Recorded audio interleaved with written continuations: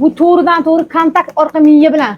O'shaning uchun umurtqani orqasini umuman massaj qilish mumkin emas. Bu yerdagi har qanaqa o'zgarish nafaqat orqa miyaga, balki organlarga ham ta'sir qiladi. Mana mamutda bo'lsa, grisha bo'ladigan joylar mana mamutda joylashgan. Bu umurtqalar bo'g'im-bo'g'imlardan iborat bo'lib, shu bo'g'im-bo'g'imlarning orasida muvozanatda turadigan fibrosning kalsiy degan narsa bor. Fibrosning kalsiy o'sha grisha bo'ladigan joylar. O'shani hozir yana bu yerda ko'rsatib beraman.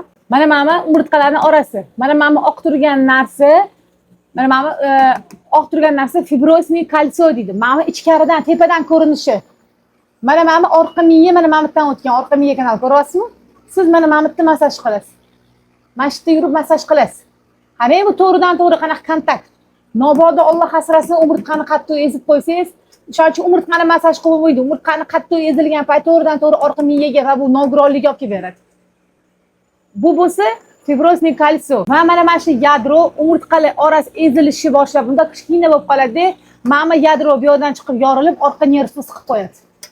Va siqqan joyda o'sha joyda eshitgan bo'lsangiz, bir xil bemorlar bor, berida grija chiqib yurmay qolibdi deydi. Mana shu ezib qo'ygan bo'ladi.